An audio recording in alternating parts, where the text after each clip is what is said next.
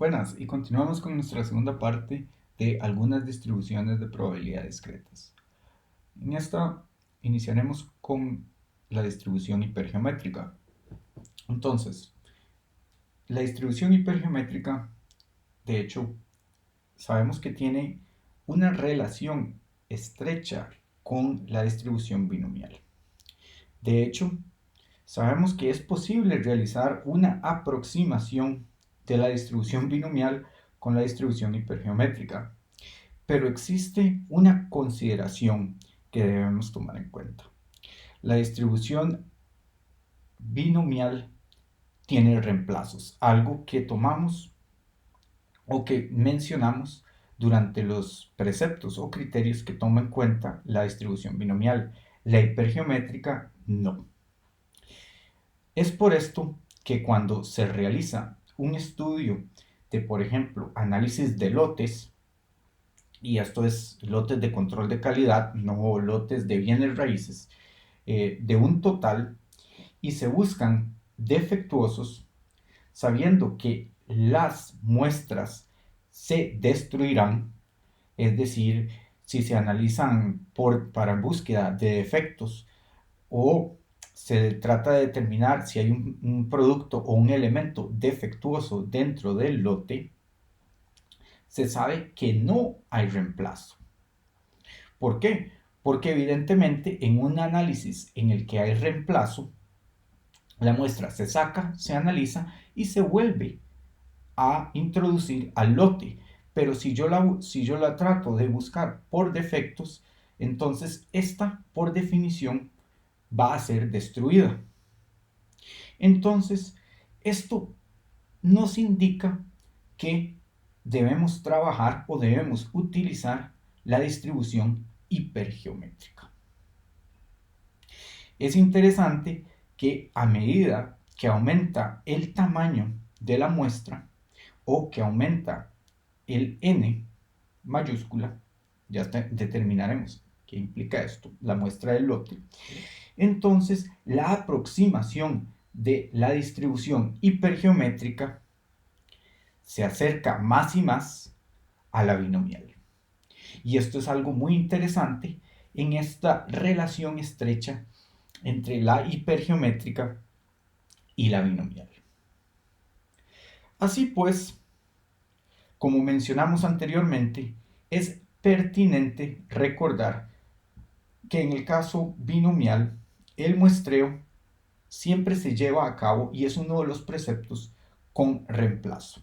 Entonces, este truco a nosotros nos sirve a la hora de determinar, cuando estamos trabajando en un problema o la realización de un análisis, si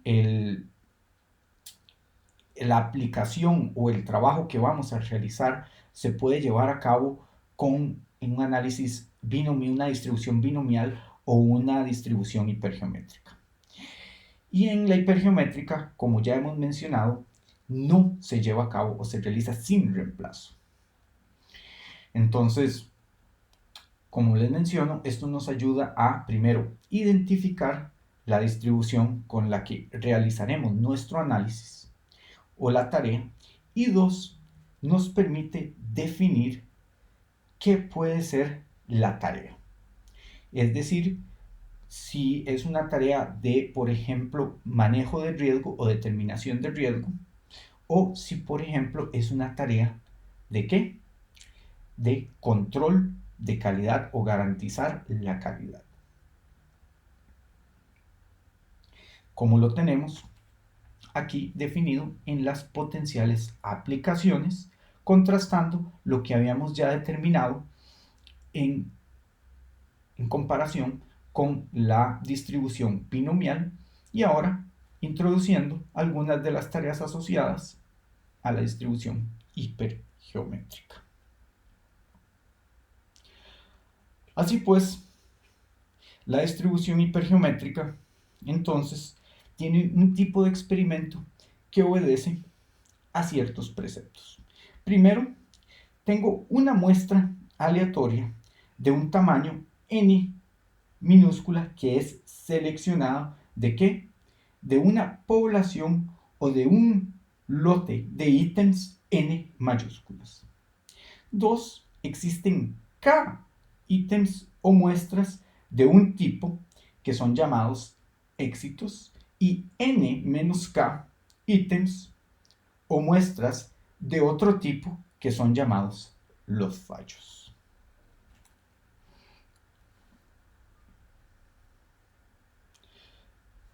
De nuevo, esto es siguiendo nuestras nomenclaturas, éxitos y fallos o fracasos. Entonces ustedes pueden definirlo como ustedes quieran. Y entonces también definimos nuestra variable aleatoria para la prueba hipergeométrica o la distribución hipergeométrica. ¿Y cuál es? El número de éxitos seleccionados.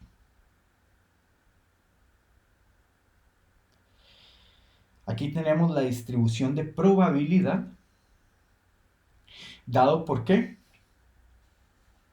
Entonces teníamos que n menos k fracasos. Entonces, tenemos que la distribución de probabilidad de una variable aleatoria hipergeométrica, entonces, ¿qué es? Es el número de éxitos en una muestra aleatoria de que de un tamaño n que se ha seleccionado, como ya lo teníamos, de que de n ítems o de un lote n, de los que k hemos denominado previamente éxito y tenemos en los n menos k fallos o fracasos. Entonces, tenemos la distribución de probabilidad dado por esta fórmula. Ya sabemos que esta es una representación de combinatoria, otra combinatoria, y sabemos que X es nuestra representación de los resultados o las salidas de un evento. Recordemos o contextualicemos que esta es una manera de representar, por ejemplo, previamente lo habíamos hecho, ¿para qué? Para el caso de, o habíamos mencionado, el caso de sacar, los números o adivinar los números de la lotería en Estados Unidos, el famoso Powerball. Y también habíamos determinado que era la posibilidad de obtenerlos o las computadoras defectuosas cuando habíamos introducido las variables aleatorias discretas. Tenemos la media de la distribución hipergeométrica, nk entre n, el total, ¿verdad? El lote. Y esto lo tenemos dado por ¿qué? Nuestra muestra aleatoria de tamaño n por los éxitos, ¿verdad?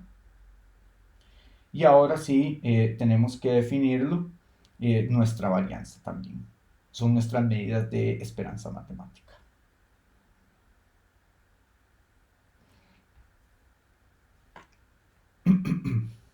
Así pues, tenemos que continuamos con esta relación intrínseca entre la distribución binomial y la hipergeométrica. Y esta está asociada ¿a qué? A una relación entre el n minúscula y el tamaño del lote.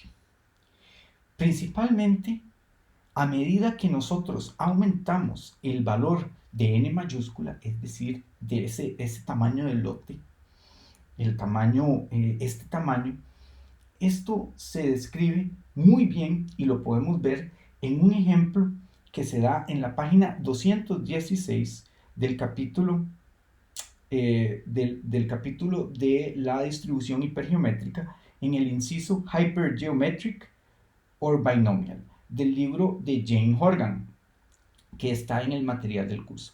Este ejemplo detalla muy bien cómo a medida que aumentamos este valor de n, la aproximación hipergeométrica se va acercando a los valores de la aproximación binomial para un ejemplo. Y cómo en realidad esto tiene mucho que ver con ese valor de n y por qué un muestreo de control de calidad en realidad es mejor realizarlo con una distribución hipergeométrica y no con una distribución binomial. Este caso es interesante porque la distribución binomial asume reemplazo y, como les mencionaba al inicio, los ejemplos de control de calidad generalmente implican la destrucción de la muestra y por lo tanto no se debería considerar un reemplazo. Más bien hay que tomar en cuenta que son sin reemplazo y la distribución hipergeométrica es una aproximación más real a lo que estaría ocurriendo. Pero el efecto del n, el aumento del tamaño del lote, entonces es una verificación o una descripción más realista. La hipergeométrica es más realista a lo que está ocurriendo y el tamaño de n tiene un efecto al aproximarse más a la descripción binomial. Un caso muy interesante, el cual les recomiendo que lo lean y posteriormente podemos conversarlo y les recomiendo que lo conversemos en clase para que vean cómo existen relaciones estrechas entre las diferentes distribuciones, principalmente porque la distribución binomial se convierte en una de estas distribuciones que son ampliamente utilizadas y porque ustedes le agarran un gusto a la distribución binomial para realizar el modelado de diferentes escenarios. Con esto proseguimos a hablar un poco de entonces la media y la varianza, como antes habíamos descrito, y entonces podemos hacer una comparación y observar que la media entonces es la misma, mientras que la varianza difiere por un factor de ¿qué? De corrección. Pero este factor de corrección, como estamos mencionando, es despreciable. ¿Cuándo qué? Cuando n es pequeño en relación con n. Esto vamos de nuevo a esto, al efecto al efecto de n. Así pues, retomamos esta asociación entre la binomial y la distribución hipergeométrica, ¿verdad? Tenemos que la media de la binomial n por p y una prueba de la asociación nk entre n y después la varianza npq y una comprobación. Ok, continuamos con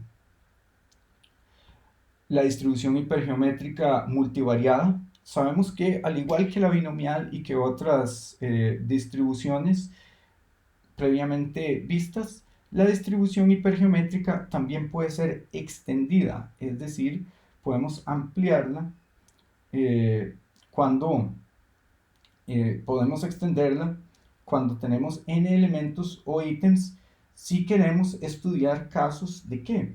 De un conjunto compuesto de varios elementos. Por ejemplo, tenemos el caso, como les había mencionado anteriormente, de la lotería estadounidense, el famoso Powerball, en donde yo lo que tengo es más bien cinco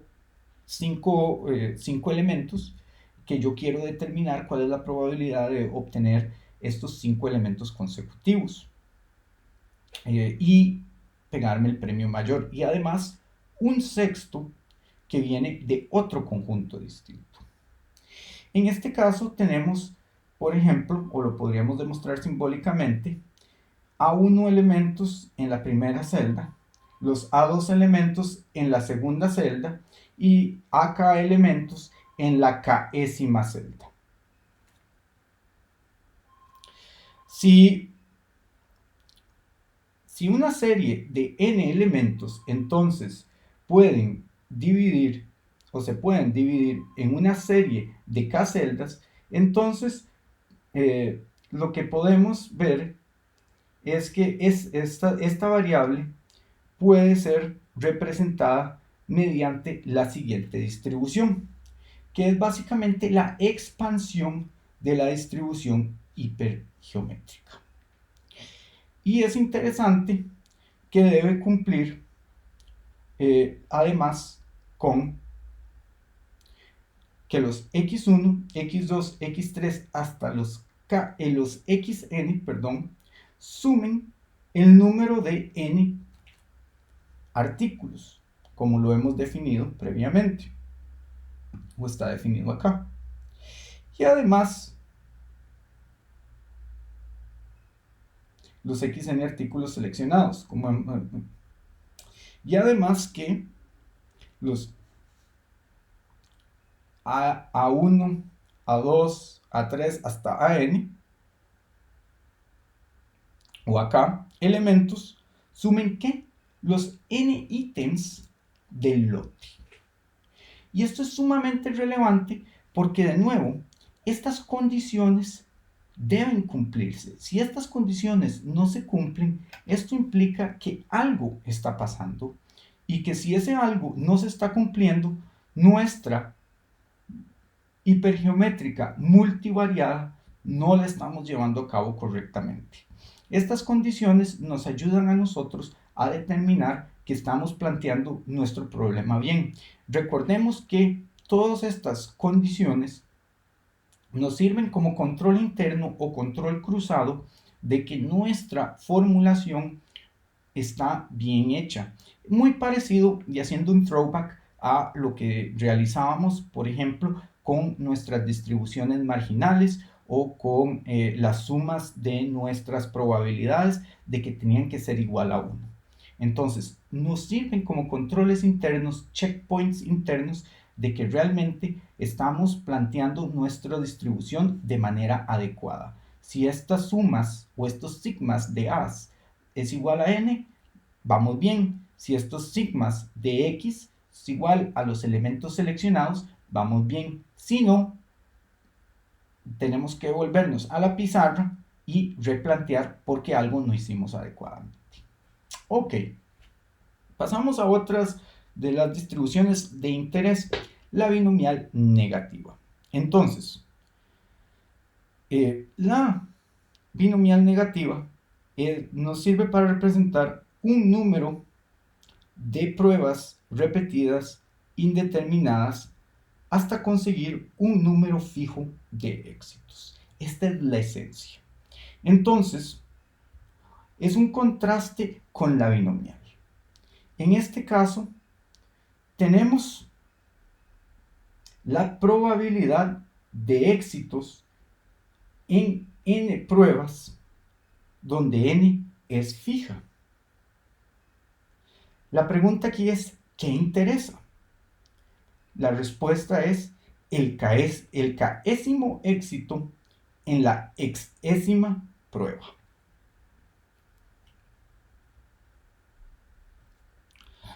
Así pues, entonces tenemos que en este caso la variable aleatoria está definida por el número de pruebas en la cual ocurre el késimo éxito.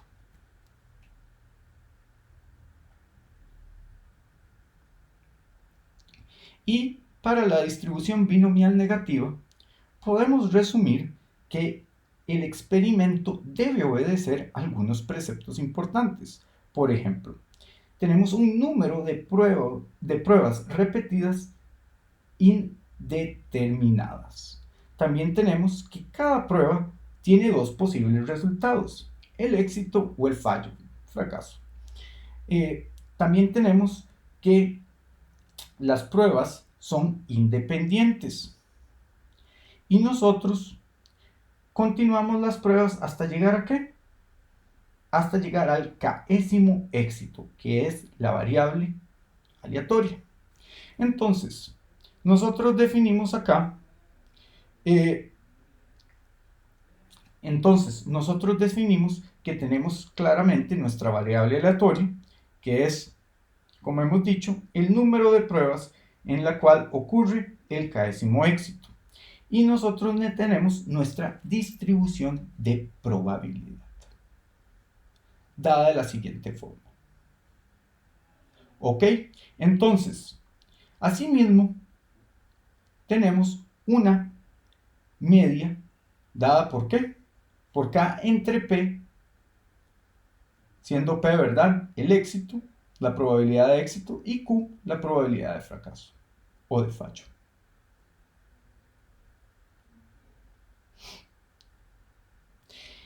Ahora,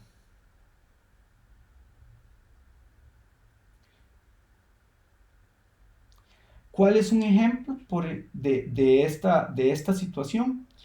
Un ejemplo, perdón, de una probabilidad o una distribución binomial negativa es fabricar K chips de computadora que sean no defectuosos. Entonces es el késimo éxito.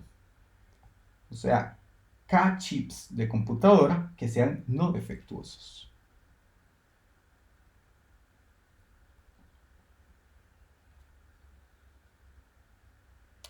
La distribución geométrica, que es la siguiente, obedece a cualquiera de estos dos preceptos que tenemos aquí representados. Y más adelante vamos a mencionar algo que viene de interés relacionado a estos dos. ¿Y qué es? Que la distribución, o interesantemente la distribución geométrica, se considera un caso de la binomial negativa. En este caso, K es igual a 1. Viéndolo de otra manera, es el número de pruebas hasta el primer éxito. O podemos verlo de una manera más poética, los fracasos hasta el primer éxito. Si lo vemos de otra manera, es el número de coronas que uno debe lanzar, o los fallos, hasta el primer escudo, el éxito. Entonces, creo que esto, de una manera u otra, nos lo ejemplifica mejor. Así pues, nosotros sabemos que el experimento geométrico o de la distribución geométrica obedece a otra serie de preceptos. Entonces, tenemos que un número de pruebas repetidas indeterminadas. También, cada prueba tiene dos posibles resultados, éxito o fallo, es decir, el éxito o el fracaso. También sabemos que las pruebas son independientes. ¿Qué pasa aquí? Tenemos que la variable aleatoria está definida como el número de pruebas de la primera prueba exitosa. Interesante, ¿verdad? Y la distribución de probabilidad está dada, ¿por qué? Por la probabilidad de éxito por la probabilidad de fallo elevada ¿a qué? A x menos 1. Ok, y tenemos que x es exactamente las salidas 1, 2, 3 hasta ahí. Ahora tenemos, como siempre, las medidas de esperanza matemática y la varianza.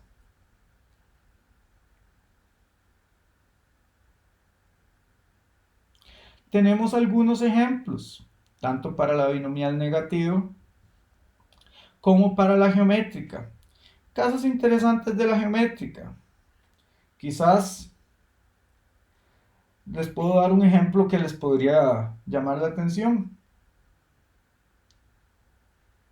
Las repeticiones continuas o los intentos repetidos de prender el motor del carro hasta que éste finalmente se inicia. O el jugador que está en el casino, en la máquina traga monedas hasta que ésta gana o que ésta le da un premio. Así pues llegamos a nuestra última distribución de probabilidad, la distribución de Poisson.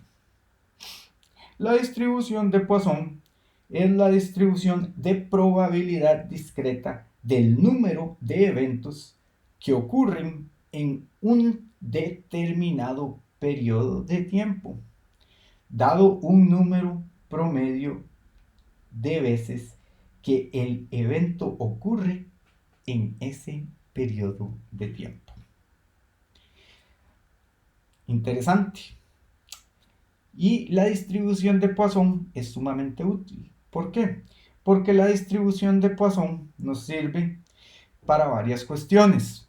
La distribución de Poisson nos sirve para modelar eventos que más adelante veremos tienen que ver con situaciones asociadas, por ejemplo, a la industria de los servicios.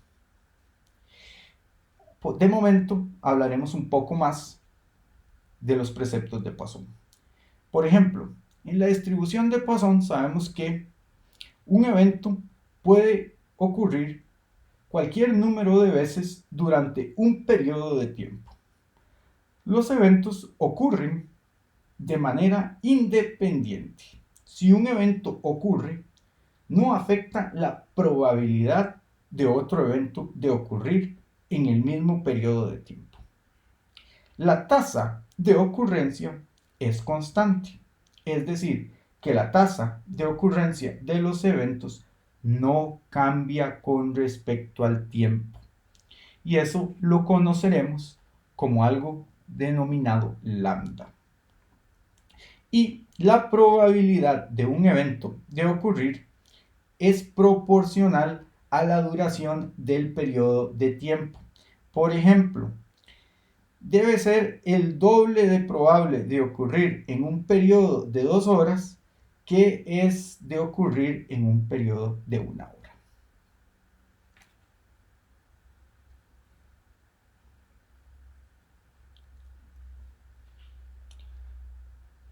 Así pues, aquí tenemos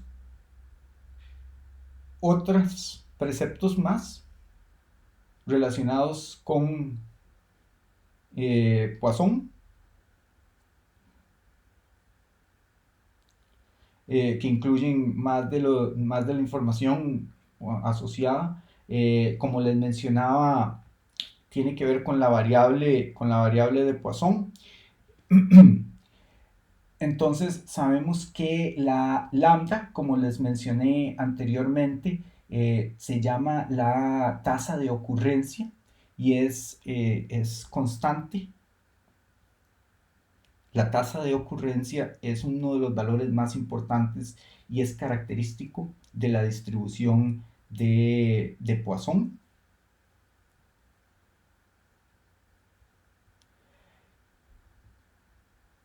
Y nos sirve para realizar el cálculo de ¿qué? Que es el promedio de que un evento ocurra. La variable de Poisson o la distribución de Poisson tiene también una historia muy interesante que más adelante vamos a entrar en detalle. Pero para mencionarles un poco, sirve para modelar lo que se llaman eventos raros en el tiempo. Más de estos detalles, de nuevo, les recomiendo revisen el libro de texto de Jane Horgan, que está disponible en la plataforma del curso y que definitivamente trae datos sumamente relevantes para que ustedes puedan expandir su conocimiento acerca de cómo la distribución de Poisson tiene una relación también estrecha con la distribución binomial. Entonces, tenemos que la distribución de probabilidad de Poisson está dada por e a la menos lambda t por lambda t entre x factorial, cuando tenemos que x es 0, 1, 2 hasta n, ¿verdad? Que son los eventos, los resultados de los eventos. Y tenemos que lambda, que es el número promedio de los resultados de unidad de tiempo. E es la constante de Euler. Y tenemos que la media y la varianza están dadas por lambda t, igual que la varianza. Ambas son iguales. Dependiendo del material o del libro donde ustedes se refieran, la fórmula de Poisson puede o no puede incluir este lambda t, puede ser solamente lambda. Entonces, también tenemos que la CDF o la acumulada, la función de distribución acumulada, como es una discreta, es la suma de las probabilidades de Poisson. Sin embargo, como referencia, y dado que por la regla del complemento, en algunos casos se convierte en una tarea un poco compleja por los valores que se requiere o los que se requiere realizar el cálculo. Entonces, se les ha brindado, o el libro, el Walpole, libro de referencia, brinda la tabla A2, la cual incluye estos valores, algunos valores selectos para lambda t, que les permite realizar, que incluye algunos de estos valores para realizar los cálculos o tiene valores de la probabilidad acumulada. Esto es una excelente referencia y les permite ahorrarse un poco de tiempo a la hora de, de, de ejecutar operaciones. Tenemos un ejemplo, entonces, de las aplicaciones. Como les mencionaba, la, eh, la, la probabilidad de Poisson tiene una aplicabilidad en lo que es la industria de los servicios. Y uno de los ejemplos más clásicos es determinar el número de llamadas de teléfono que llegan a una central de teléfono en un periodo específico de una hora, pero también se puede, por ejemplo, estimar o utilizar para estimar a partir de un promedio dado. Por ejemplo, se sabe que la cantidad de goles que por partido durante la Copa del Mundo es 2.5 goles por partido, y entonces usted quiere determinar cuál es la probabilidad de que ocurran o quiere ver cuál es la probabilidad de que ocurran tantos goles en un partido. Entonces usted puede utilizar la distribución de Poisson para ver cuál es la probabilidad de que ocurra un gol, dos goles, tres goles, cuatro goles, cinco goles en un partido, si tiene un promedio de gol por partido. Y eso lo puede hacer utilizando la distribución de Poisson. Esto es uno de los ejemplos también de por qué. O la cantidad de carros que atraviesan una intersección en un intervalo de tiempo. Usted sabe que en un intervalo de tiempo atraviesan 1.8 carros por hora. Entonces usted sabe que tiene 1.8, y eso es su lambda, tiene Euler, y entonces puede utilizar Poisson para determinar cuántos carros atraviesan en un intervalo de tiempo. Si quiere determinar si atraviesan 1, 2, 3, 4 carros. Y así sucesivamente. Poisson es sumamente útil para este tipo de controles. Y es algo que lo hace sumamente práctica. Más adelante veremos que Poisson no solamente tiene una relación cercana con la binomial, sino que también tiene una relación muy estrecha con una distribución continua, que es la exponencial. Pero esto lo dejaremos para la unidad de continuos. Así pues, pasamos a un ejemplo de por qué, o la explicación de esta relación intrínseca, la relación entre Poisson y la binomial.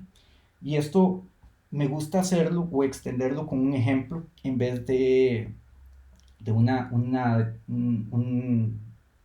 explicación más colorida, en vez de una explicación meramente teórica, y resulta que la relación entre Poisson y la binomial se puede atribuir o se puede resumir a partir de una historia.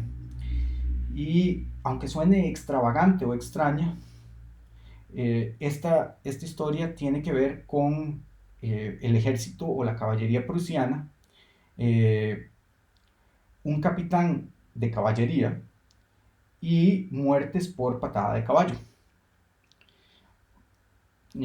Aunque el modelaje de eventos raros o eventos en el tiempo fue explorado, de hecho, por Simón Poisson, no fue sino hasta 1898 cuando un capitán de caballería lo analizó, un capitán de caballería prusiano lo analizó mediante el trabajo de registros por muertes de patadas de caballo. Estos registros tenían 20 años de datos y tenían la información de 200 regimientos. Entonces, esta cuestión de analizar datos tiene su valor. De estas observaciones que el capitán de caballería realiza, lo que logra es derivar una tabla de frecuencias. Y esta tabla de frecuencias obtiene lo que es la ocurrencia de las muertes o el número de muertes por patadas de caballo.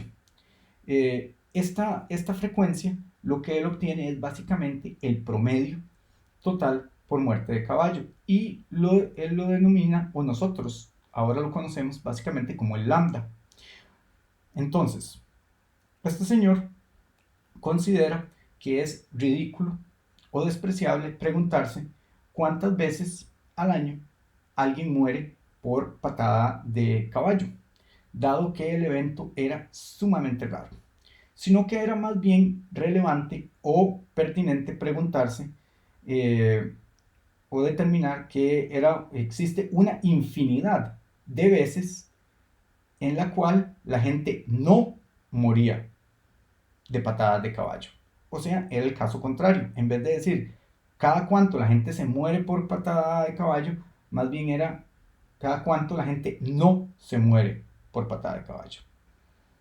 En su razonamiento, entonces, la probabilidad de ocurrir de un evento como la patada de caballo era muy, muy, muy baja, o sea, muy pequeña. Y entonces, el caso contrario, el caso de no morir por patada de caballo, era infinitamente grande. ¿Y que en ese momento qué fue lo que decidió? Decide modelar este evento con la distribución binomial, donde, donde n en distribución binomial tendía a infinito y p tendía a cero.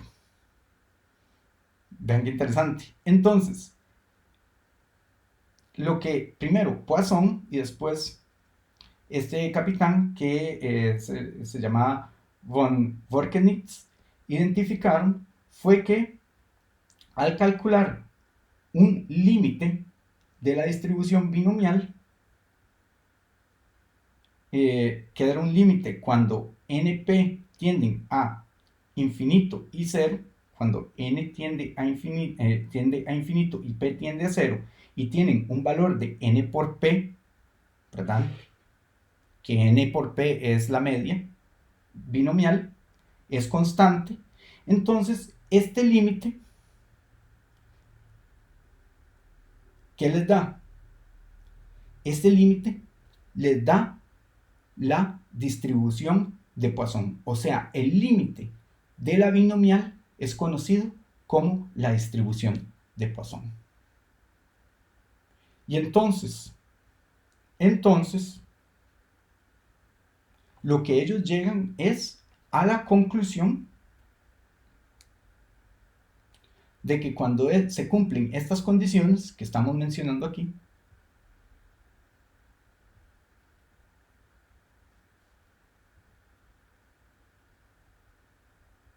entonces,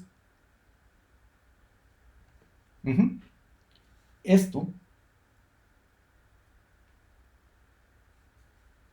cuando n tiende a infinito y p tiende a 0, y yo mantengo la media binomial constante, entonces yo me aproximo o genero un límite, el límite binomial, que se convierte en la distribución de Poisson. Porque la media NP es igual a lambda, porque es constante, y lambda siempre es constante. Y entonces eso fue lo que descubrieron. Y entonces modelan, hay toda una explicación, una prueba matemática, que va más allá de lo que está en esta presentación, pero que les recomiendo, y es un proceso muy bonito, que viendo en el capítulo de en el capítulo de hecho de la distribución de Poisson, en el libro del curso Probability with R, An Introduction with Computer Science Applications, el de Jane Horgan, en el capítulo 13, The Poisson Distribution, si tienen interés, de hecho, de ahondar en esta historia, que es, para mí es muy bonita, pueden entrar en eso. Entonces, con eso culminamos esta parte de la relación entre la distribución de Poisson y el proceso de Poisson, y esa relación con la binomial. Ahora, esto es muy útil. ¿Por qué? Porque cuando ustedes tienen procesos en que la P es muy pequeña, saben que tienen una media constante, entonces ustedes podrían pensar que en vez de complicarse con una distribución binomial, podrían aplicar un proceso poissoniano y entonces resolver un problema mucho más sencillo. Por ejemplo, les voy a poner, y con esto culminamos. Usted tiene una moneda extremadamente sesgada que muestra escudos con una probabilidad del 99%, coronas con una probabilidad del 1%. Para probar esta moneda, usted la lanza 100 veces. ¿Cuál es la probabilidad aproximada de mostrar escudos exactamente 99 veces?